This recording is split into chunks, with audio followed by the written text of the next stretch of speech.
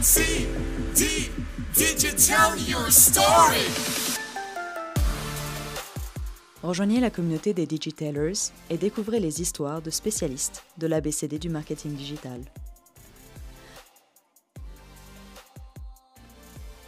Aujourd'hui, nous accueillons Vivian Mériguet, fondateur de la société Wild Solutions, qui va nous partager son expertise en Web3 et son point de vue sur l'avenir de cette nouvelle ère en Suisse.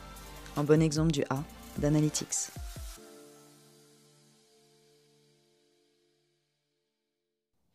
Vivian et moi nous sommes rencontrés au Jeudi du marketing que Myriam Blal de l'agence Swiss Online organise un jeudi par mois pour permettre à des spécialistes de ce domaine, mais aussi d'autres domaines, de se rencontrer. Puis lors de l'un de ces événements, nous avons parlé de Web3 avec Vivian, sujet tout autant passionnant que bouleversant pour le marketing digital. On aura l'occasion de plonger dans le sujet par la suite. Et c'est la raison pour laquelle nous accueillons aujourd'hui Vivian Mériguet, fondateur de la société Wild, qui nous partage son expérience en marketing et plus particulièrement dans le domaine du Web3. Et avant d'en dire plus sur ce sujet, peux-tu nous en dire un peu plus sur toi, Vivian? Oui, avec plaisir. Merci Ophélia pour l'opportunité d'échanger sur ce sujet passionnant du Web3. Moi, j'ai un background pour le coup Web2. Ça fait 15 ans que je fais du marketing digital. J'ai ouvert ma première agence en 2007. Ensuite, j'ai vécu 10 ans à Hong Kong où j'ai monté White Solution en 2014 avec mes associés. Et on est une agence originellement avec une ADN très internationale pour le coup et très orienté référencement et social media marketing. Avant de se lancer dans le Web3 il y a 2 ans, on avait même la plus grosse partie, enfin voilà, une grosse identité social media marketing. Ok, parfait. Et du coup, qu'est-ce qui t'a amené à venir à Genève après 10 ans en Asie? Alors, je suis arrivé à Genève en plein Covid, il y a 3 ans. Je me souviens, les rues étaient désertes. Donc, j'ai pas quitté l'Asie pour le Covid, c'était prévu depuis un petit moment. Après, voilà, après 10 ans de vie à Hong Kong, on avait envie de voir avec mon épouse d'autres horizons. Et on a beaucoup hésité parce on est français on est de Lyon, donc on a beaucoup hésité entre Lyon et Genève. Et on s'est lancé sur Genève parce qu'on se disait que ça faisait un sas un petit peu avec la France, entre guillemets, et puis on regrette pas du tout, on est très heureux ici. Et sur la partie vraiment marketing, je trouve que c'est un marché hyper intéressant, très dynamique, assez particulier parce qu'il y a énormément d'acteurs, petites, moyennes agences, beaucoup de freelance et des industries assez diversifiées. C'est vraiment un très très joli terrain de jeu dans nos métiers, je trouve. Justement, je me réjouis que tu puisses nous dire un peu quelle est la différence en fait entre le marché asiatique et le marché suisse, surtout au marketing digital. Et on verra justement quelles sont les applications en Web3 Oui. pour ces deux marchés. Mhm. Mais peut-être avant cela, du coup, le Web3, c'est un sujet qui attire et laisse perplexe à la fois. Mhm. Certains se réjouissent de son développement et d'autres le trouvent plutôt nébuleux et sans avenir. Comment définirais-tu, toi, simplement ce concept qui se veut en fait assez technique? C'est compliqué de définir de façon simple, mais je dirais que c'est surtout le Web3, c'est une nouvelle ère. On parle de l'ère du Web 1, les années 90, où on était seulement, au début du web, on pouvait seulement lire des articles. L'utilisateur ne pouvait pas interagir.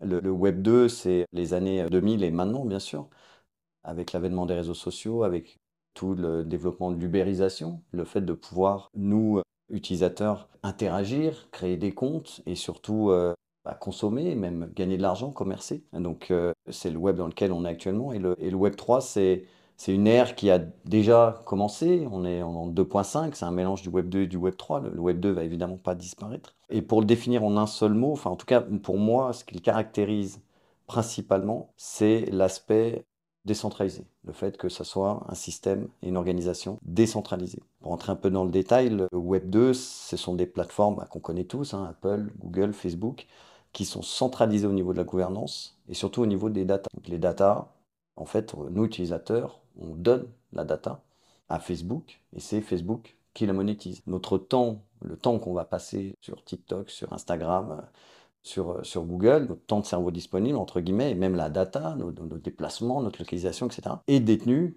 par ces 4, 5 gros acteurs et d'autres petits, mais voilà, par les GAFA. Et en fait, le Web 3, c'est ce côté un petit peu punk, hein, vraiment, il faut le dire. Enfin, à l'origine, le Web 3, c'est très punk, on rentre un petit peu plus dans le détail, mais il y a un côté un petit peu révolutionnaire, et de dire que la gouvernance va devenir décentralisée. En fait, c'est le retour de la propriété auprès des utilisateurs. C'est les utilisateurs qui vont désormais détenir leur data, qui vont pouvoir la monétiser au lieu de la faire monétiser. Moi, je trouve que c'est ce qui caractérise le mieux le Web3. Après, évidemment, le Web3, c'est une technologie. Derrière, c'est la blockchain et tout ce qui en découle, on va en parler, mais c'est cette technologie de stockage et de transmission de l'information qui est mis sur la blockchain. Donc, pour revenir un petit peu à mon background et comment est-ce que je me suis lancé dans le Web3, moi, j'ai eu la chance de assez tôt m'intéresser au Bitcoin. Donc, c'est vrai que tout est venu quand même des crypto-monnaies. Au départ, le Web3, ça vient des cryptos. Et pareil, les cryptos, il y a ce côté révolutionnaire aussi de dire que au lieu que ce soit les banques centrales qui détiennent les monnaies, on va créer des monnaies virtuelles, pour le coup, purement virtuelles, qui sont basées sur des blockchains, sur différentes blockchains, et différentes monnaies sur différentes blockchains. Et il va y avoir toute une économie parallèle qui se met derrière. Alors oui, il y a eu et il y a toujours un aspect très spéculatif dans les cryptos. C'est surtout les traders qui sont emparés de ce sujet-là. Mais nous, on s'est mis tôt là-dedans en 2015 et même 2017 où on a aidé des marques à lancer des ICO. Une ICO, c'est comme une IPO, comme une entrée en bourse, mais que sur des blockchains. Donc c'est des projets qui créent leur propre monnaie avec derrière une technologie, un projet. Alors oui, il y a encore une fois, c'était la jungle, hein. Il y avait évidemment des scams, mais il y a eu des projets très intéressants. Et c'est comme ça qu'on s'est mis dans le Web3 en 2017. Et ensuite, il y a eu la grosse hype il y a 2 ans, enfin octobre, je crois que c'était, enfin un des gros éléments déclencheurs, c'était quand Zuckerberg a annoncé qu'il allait, enfin voilà, il a fait un putsch sur le mot métaverse, et il a transformé Facebook en Meta, et il a annoncé Meta, le groupe Meta maintenant, donc anciennement Facebook, allait investir des milliards dans le développement de leur métaverse. Bon, on en parlait après, hein, 2 ans après, ça n'a pas forcément été un succès, mais suite à ça, et en fait aussi en parallèle, il y a eu une grosse montée et une grosse trend sur les NFT, et le fait que le grand public, mais vraiment le grand public, beaucoup plus que les cryptos, s'est emparé il y a 1 an, pendant 6 mois, 1 an, il y a vraiment eu une tendance absolument phénoménale où le grand public s'est mis à acquérir des NFT. Et donc, suite à ça, bah forcément, les marques se sont intéressées à ça très tôt. Certaines marques, pas toutes, mais il y en a une qui ont été vraiment précurseurs et qui ont commencé à faire du marketing via ces nouveaux outils, les métaverses et les NFT. On va un petit peu définir ces notions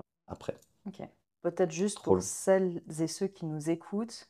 Donc, comme tu l'as expliqué, Meta, c'est le nouveau groupe de Facebook qui détient Facebook, Instagram, WhatsApp et Oculus. Oui. Donc, Oculus, le casque de réalité virtuelle qui permet d'accéder à un grand nombre de jeux, d'applications et autres. Donc, voilà, je voulais juste préciser ça. Et pour revenir sur ce que tu disais, tu as mentionné en gros 2 gros aspects, la décentralisation et la blockchain. Est-ce que selon toi, il y a d'autres piliers et éléments fondamentaux du Web3?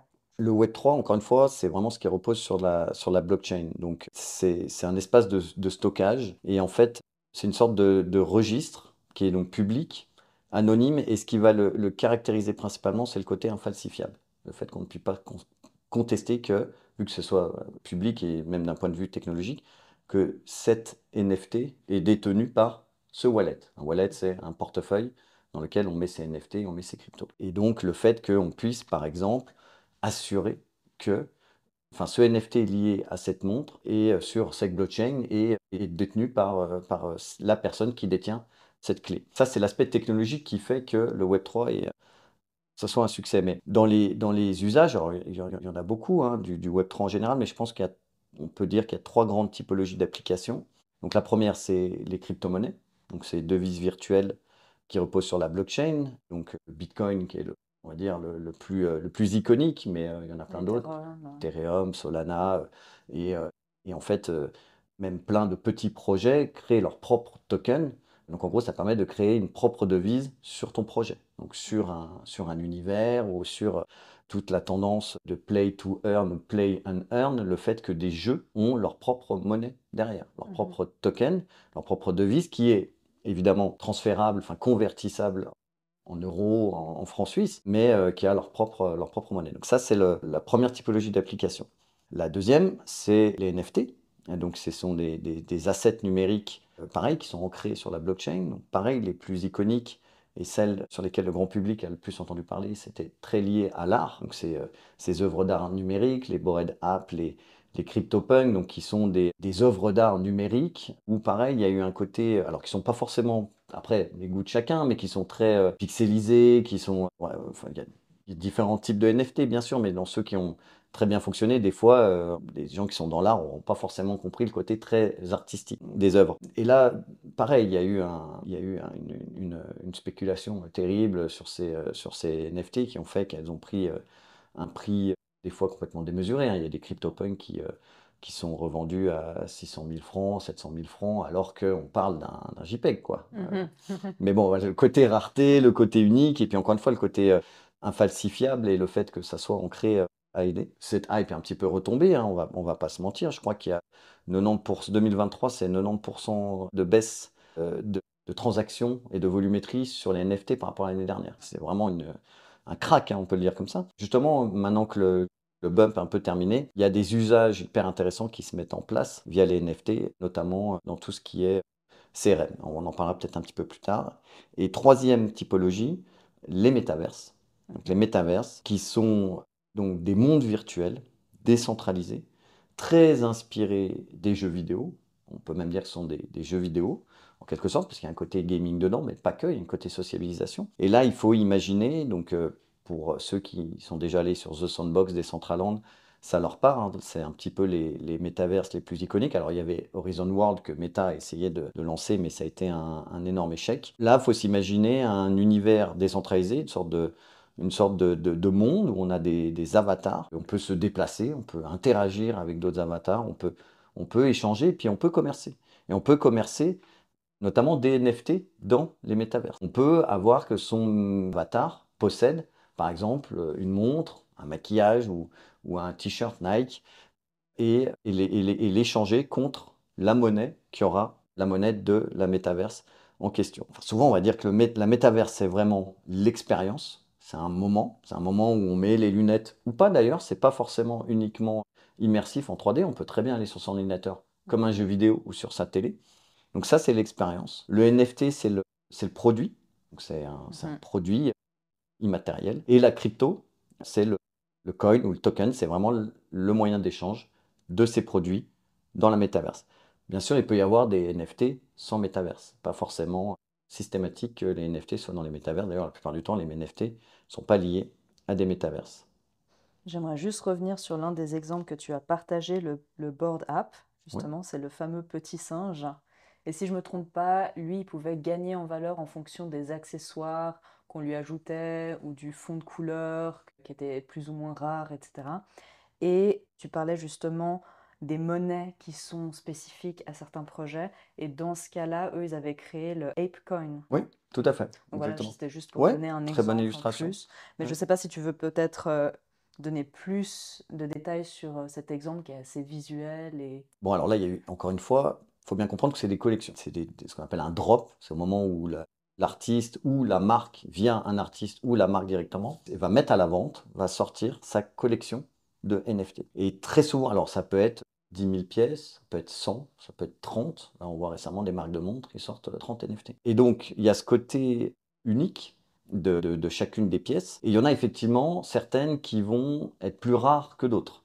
Soit parce qu'elles sont très spécifiques. Il y a très vite ce côté rareté qui va se mettre en place, et donc plus ils vont être rares, plus ils vont être chers. Et ensuite, derrière, ce qui a été intéressant, notamment avec cet exemple-là, c'est que certaines marques, notamment Adidas, a habillé son board app. Il l'a habillé et a sorti lui-même des collections liées à son board app, habillé Adidas. Et voilà, et toujours avec ce côté, ça, faut bien garder en vue, que le côté infalsifiable et le fait que ça soit blockchainisé, c'est ça qui garantit le fait que vous êtes le propriétaire unique. Parce que c'est très facile de faire un copier-coller et de modifier le NFT. Mais le fait qu'il soit sur la blockchain, c'est ce qui donne son côté rare et ce qui lui donne de la valeur. Voilà. Et pour prendre d'autres exemples, peut-être un classique, notamment dans les drops NFT via des marques, bah, c'est que la marque fasse une collaboration avec un artiste.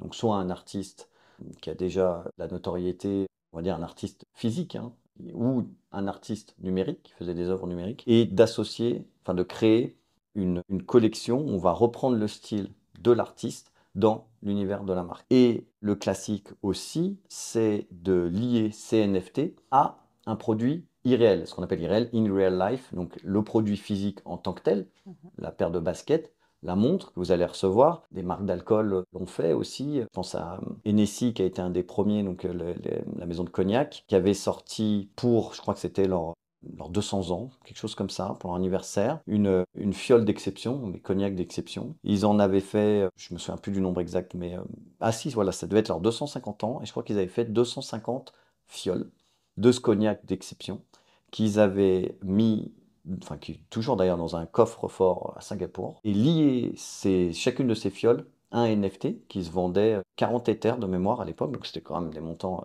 assez chers pour détenir ce NFT qui était lié à cette fiole. Donc soit un jour, vous vouliez récupérer la fiole, donc entre guillemets craquer le NFT et récupérer la fiole pour la boire, ou la plupart du temps, c'est plutôt des collectionneurs qui vont la garder, peut-être la revendre ou la donner en tant qu'héritage. Enfin, mais voilà, l'idée qu'il y avait du physique lié au NFT, c'est très souvent le cas. Il y a très souvent du physique, donc soit le produit, soit ça peut être une expérience aussi. Une expérience, un voyage, un moment. Voilà. Et donc la marque, elle va jouer avec ça. Ok. Puis j'aimerais aussi revenir sur deux autres points dont tu as parlé. Tu as parlé de la création d'un wallet.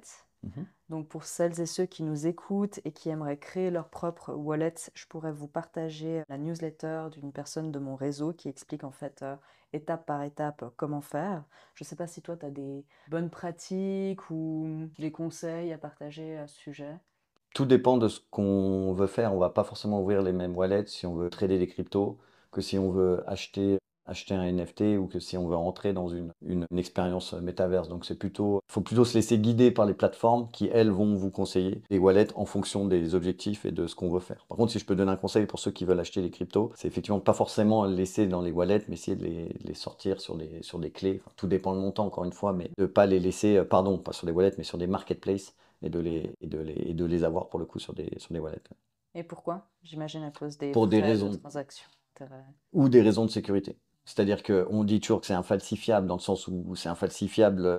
On ne peut pas contester le fait que tel NFT ou crypto est sur tel wallet. Par contre, on peut se faire voler son wallet, on peut se faire voler sa crypto via des hacks informatiques, et c'est déjà arrivé. Et aussi, et surtout pour les marketplaces, je pense à FTX notamment l'année dernière, où il y a quand même des marketplaces qui ont collapse, qui ont mis, Oui. voilà. Donc là, en général, pour récupérer après derrière, alors c'est pas tout, il faut aller si on va vers les plus grosses, mais il y a ce risque-là. On est quand même dans une économie nouvelle avec des côtés un petit peu jungle encore sur pas mal d'aspects. Donc il faut être méfiant sur ce qu'on fait. Ok, parfait. Et tu as aussi parlé un peu de la chute du sujet des NFT Ouais. entre l'année dernière et cette année.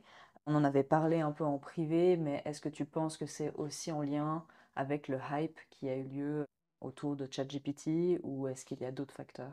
Non, parce que ça a baissé avant. Ok. Enfin, c'est clairement, hein, c'est lié au mini crack financier, pour l'appeler comme ça. Enfin, on n'a pas vécu un crack en début d'année, mais en fait, une des mauvaises surprises, entre guillemets, c'est que le Bitcoin, finalement, n'était pas tant que ça une valeur refuge et était très indexé au SP500, enfin, à l'économie réelle et à la bourse. Et donc, quand il y a eu ce crack après Covid, du fait, enfin, je suis pas là pour faire d'économie, mais ce que j'ai compris, c'est que là, il y a eu une sorte de mini crack du fait qu'il y a eu beaucoup d'argent injecté dans l'économie avec la hausse des taux d'intérêt. Et donc, pareil, tous les petits investisseurs se sont aussi retirés en priorité des assets à risque comme les cryptos, mais aussi les fonds d'investissement qui étaient allés. Bah, du coup, il y a eu une baisse d'intérêt, une baisse de volume, baisse des cours du Bitcoin, de l'Ether, et forcément aussi les NFT qui étaient directement indexés à ces valeurs-là. Il y a des NFT qui valent 10 fois moins que l'année dernière. Donc, là, clairement, on est dans une période assez compliquée, même si ça remonte un petit peu depuis quelques mois. Ok, parfait. Bah, merci beaucoup en tout cas pour ton partage d'expertise. Le Web3 explose en Asie, mais comment vois-tu l'avenir du Web3 en Suisse?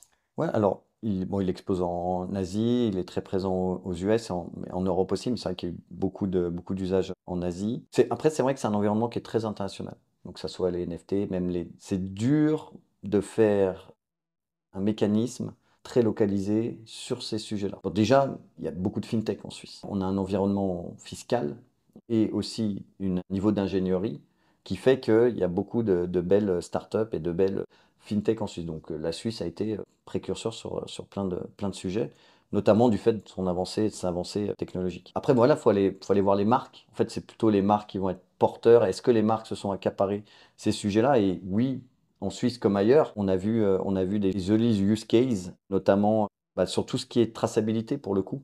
Moins marketing, mais tout ce qui est utilisation de la blockchain pour des logiques de traçabilité, donc traçabilité du produit, de où est-ce qu'il était avant, notamment les marques de distrib.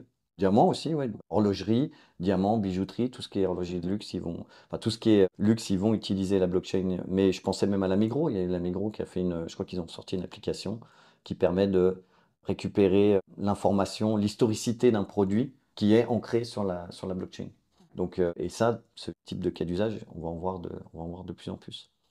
Et ensuite, vraiment sur d'un point de vue marketing communication, les maisons d'horlogerie qui sont mises sur le sujet comme toutes les autres, avec les autres marques de luxe et de fashion. Et je pense notamment à Hublot qui était assez précurseur. Ils ont fait pas mal de drop NFT, des collabs avec des artistes aussi. Ils ont fait même tout un univers métaverse pendant la Coupe du Monde de football avec un stade virtuel où on pouvait interagir dans le stade. Et voilà, donc oui, les marques suisses se sont mis sur le sujet et sont toujours dans l'univers du Web3. Oui. Et est-ce que tu vois d'autres opportunités? Tu as parlé notamment du domaine de l'agroalimentaire et du luxe. Est-ce qu'il y aurait potentiellement d'autres applications à l'avenir? Après, je sais qu'il y en a plein dans le domaine industriel que moi je vais moins maîtriser parce que nous on est quand même souvent sur des logiques de retail, mais notamment la métaverse est énormément utilisée dans tout ce qui est Automobile, j'imagine. ouais, automobile, aéronautique, tout à fait. Et aussi dans la médecine pour tout ce qui est projection 3D et univers 3D, il y a des applications, mais ça va être moins mon domaine. Et quels sont, selon toi, les avantages du Web3? Est-ce que peut-être tu vois une évolution entre le Web3 il y a 2 ans et le Web3 aujourd'hui? Alors ça, c'est sûr. C'est dur de suivre. Tous les mois, on est sur des nouveaux concepts. Mais je pense que l'avantage premier, c'est encore une fois ce côté infalsifiable. Pour reprendre l'exemple peut-être des marques de luxe, en fait, le côté un petit peu exclusif, le fait de pouvoir garantir dans la blockchain qu'on est propriétaire de la montre, des montres, des produits, va faire que les marques vont beaucoup l'utiliser et vont continuer de l'utiliser. Un petit peu comme un club en fait, ce côté un petit peu exclusif. Je crois que c'est Hublot encore une fois qui, sur sa dernière collection, il y avait 30 montres qu'ils ont présentées, donc 30 montres liées à des NFT. Il fallait déjà être détenteur des NFT du drop de l'année dernière, où c'était un petit peu plus. Donc si vous n'aviez pas déjà ce NFT, donc cette montre, vous ne pouviez pas acheter ces nouvelles-là, ces nouvelles montres-là. Donc vraiment pour ce côté très exclusif. Ouais. Ouais. Donc ça, c'est voilà, c'est un des use cases. Pareil, si on se met à la place d'une marque retail, je pense que c'est pas possible de passer à côté du Web3, notamment pour toucher des nouvelles audiences, enfin des audiences de très très jeunes. Parce que là, faut voir de quoi on parle. Hein. C'est vrai qu'on a peut-être dû commencer par ça en intro. On parle vraiment, notamment sur tout ce qui est métaverse, d'une audience très jeune. On parle d'une audience de gamers. Donc on est sur du 13-25 ans. Je ne sais pas qu'on joue plus aux jeux vidéo à 30 ans, on y joue encore, mais voilà, quand on va aller sur des expériences 3D, sur les expériences métaverses, c'est sur une audience de Gen Z. Et donc c'est pour ça que les marques y vont et doivent y aller, parce que ces générations-là, elles ne sont pas sur Instagram, elles iront jamais. Elles sont sur ces nouveaux leviers, elles sont sur ces nouveaux channels, qui sont d'ailleurs beaucoup plus éclatés et diversifiés. Nous, notre époque Web 2, entre guillemets, pour dire comme ça, où nous, on a vécu l'époque où tout le monde était sur Facebook. Facebook Ads, on était sûr, avec nos petites audiences, de toucher tout le monde. Là, en 2023, entre l'éclatement des réseaux et le fait qu'il y ait plein de nouveaux réseaux, et notamment le Web3 qui a ses propres codes, on va en parler peut-être plus tard avec Discord, Telegram, les marques sont, de mon point de vue, obligées d'aller sur ces outils. Parce que les audiences y sont, et il faut bien trouver un moyen d'aller toucher ces nouvelles audiences. Et donc, quel est selon toi le plus grand défi du Web3? Peut-être du côté des entreprises, mais aussi peut-être du côté des utilisateurs? Déjà, d'un point de vue technologique, l'utopie finale, notamment dans les métavers, c'est leur interopérabilité. Le fait que là, actuellement, il y a plusieurs métaverses, qu'il n'y a pas de vase communicant entre eux. On ne peut pas passer d'une métaverse à l'autre. Et il y a différents acteurs sont en train d'essayer de développer technologiquement la possibilité de, si tu commerces dans un des mondes, tu achètes un NFT ou tu as ton avatar que tu puisses ensuite aller dans un autre monde et toujours avoir cet asset et voilà, le fait qu'on soit sur finalement un seul métaverse et pas plusieurs métaverses.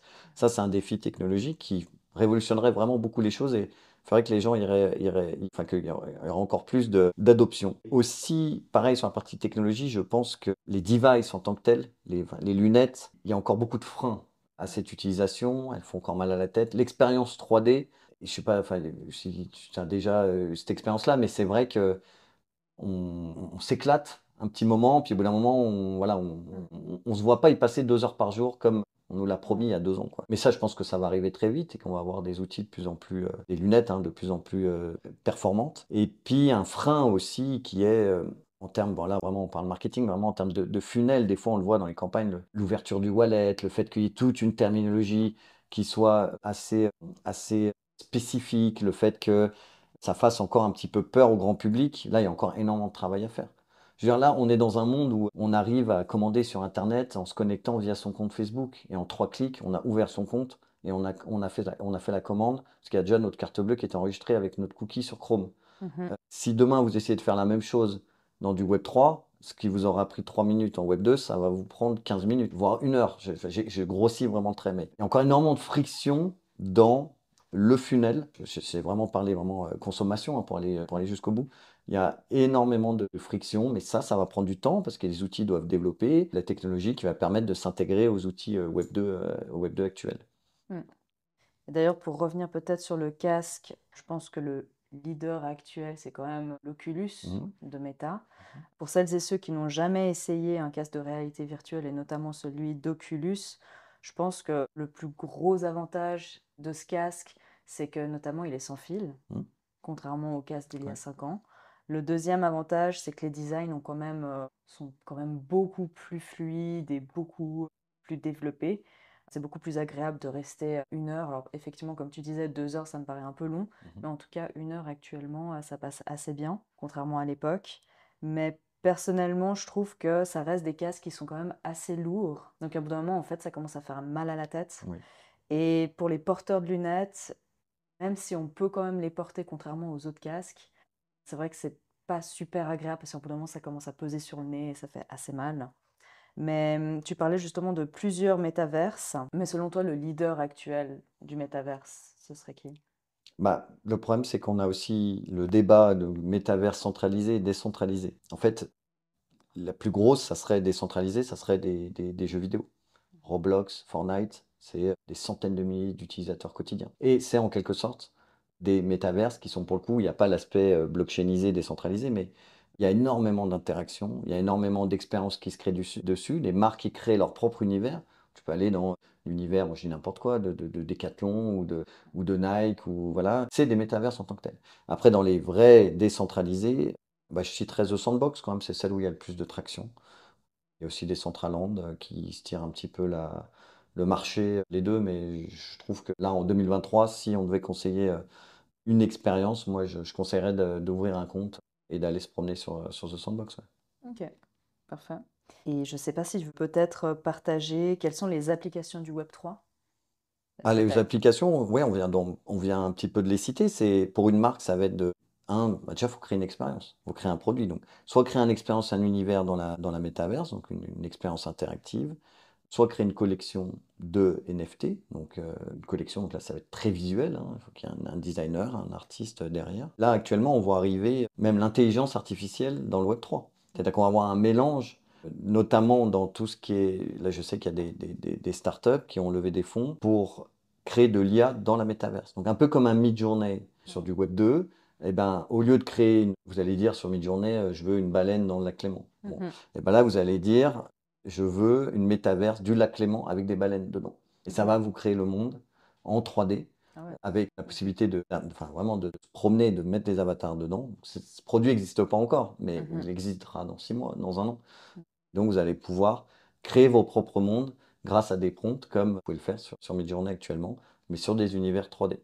Incroyable. Hâte de voir ça. On va y passer des heures comme sur Midjourney. Tu nous as déjà partagé différents use cases avec Hublot Ouais. notamment.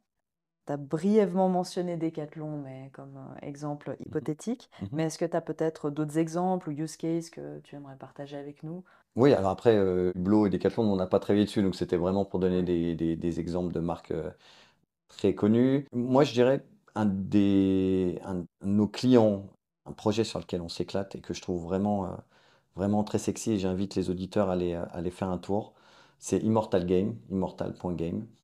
Et pour le coup, c'est du play to earn, Play and Earn, ils ont tokenisé les jeux d'échecs. Donc c'est absolument brillant. Et en plus, c'est très esthétique. Donc ceux qui ont un petit peu un sens du design, vous pouvez aller voir. Parce que là, pour le coup, les NFT, bah, c'est des pièces. Donc il y a toute une collection. Il y a plusieurs collections de pièces d'échecs, ivoire, bois, etc.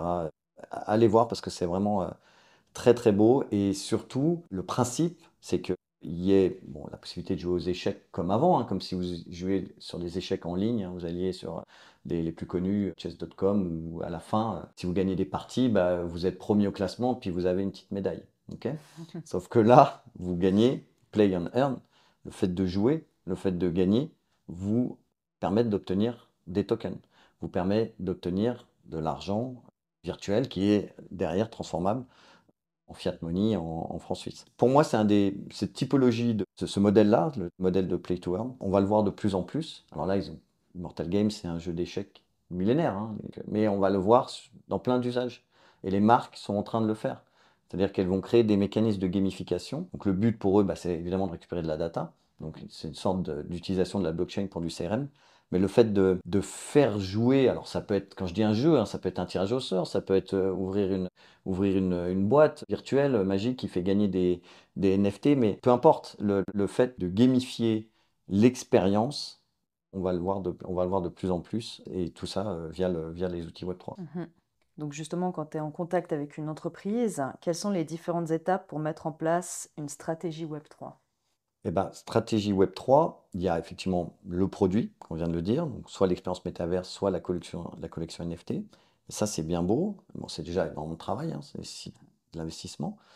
Mais surtout, une stratégie Web3 réussie, elle va être liée à une communauté. Il faut que derrière, il se passe quelque chose. Il faut qu'on amène des gens sur l'expérience, où il faut qu'on crée le maximum de buzz autour du drop pour que la collection soit vendue et qu'elle soit... Parce que derrière, le but, c'est quand même de générer du chiffre d'affaires. Quand on vend un drop NFT, quand une marque comme Nike fait un drop NFT, derrière, il y a un chiffre d'affaires. Et donc, la communauté, c'est là où nous, on intervient principalement. C'est soit, effectivement, vous appelez Nike, vous avez déjà une communauté existante. C'est pas gagné, hein, parce qu'il y a peut-être que 10% de votre communauté existante qui va sur ces sujets-là, sur ces sujets Web3, et qu'il va falloir réussir à activer. Donc, soit vous êtes une grosse marque et vous allez, entre guillemets, utiliser votre communauté existante et aller chercher des nouvelles communautés, évidemment se faire connaître des nouvelles communautés, ou alors vous partez de zéro comme Immortal Game, en mode un petit peu start-up, et là le travail de community building, vraiment de création de la communauté autour du produit, faire qu'il y ait des ambassadeurs du produit et de l'expérience. Et ben là, on est sur des mécanismes de social media marketing très codifiés, très liés au Web3, où on va utiliser beaucoup Discord. Donc, pour ceux qui ne voient pas ce que c'est, Discord, c'est des serveurs, c'est un petit peu comme Slack, mais à la base, ça vient vraiment du monde du gaming.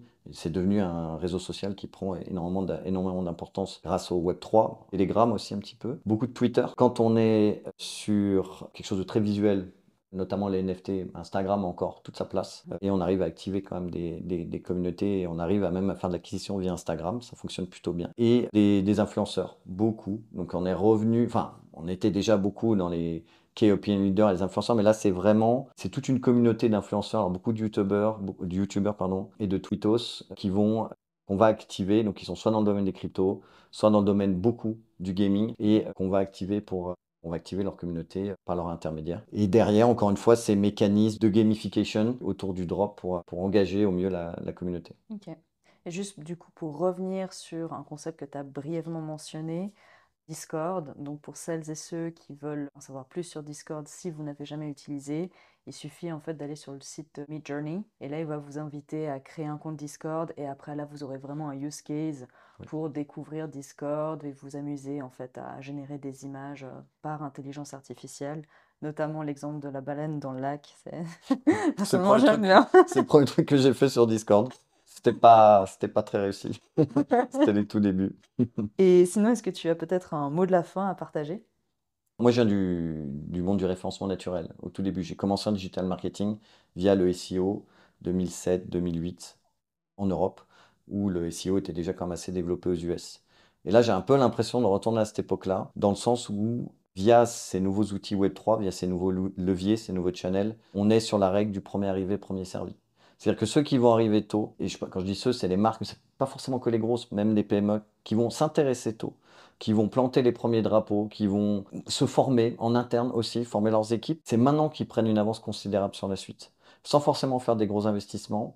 Mais on voit, il y a certaines marques qui ont brillamment pris le pas et qui se sont lancées, qui ont mis des gros investissements. Alors pas forcément avec un ROI facile à identifier. Alors oui, les gros drops de Nike et Adidas, on a vu qu'ils ont fait des millions. Donc eux, oui. Mais certaines, ça a été des flops. Il y en a qui sont clairement, pour pas les citer, mais vraiment, il y a certaines marques où ils ont dû investir beaucoup pour finalement, derrière, très peu de buzz. Parce que la plateforme n'a pas été bien activée, parce que l'expérience n'était pas forcément bonne. Donc ils se sont un petit peu plantés, mais ils se sont plantés, mais ils vont revenir avec une. Enfin voilà, ils ont appris et forcément ils prennent de l'avance sur les autres. Moi, je suis persuadé que le Web3 va prendre de plus en plus de place dans nos expériences au quotidien et ça va devenir un levier pour nous, marketeurs, de plus en plus indispensable et qu'on va devoir proposer, à nos partenaires, à nos clients. Donc, faut pas perdre trop de temps. C'est pas parce que là, effectivement, tout le monde parle que de l'IA en ce moment, mais dans 6 mois, je pense qu'on en parlera beaucoup moins. Et justement, là, on est vraiment dans une phase de stabilisation sur ces sujets. Voilà, bon, c'était un mot de la fin très très long.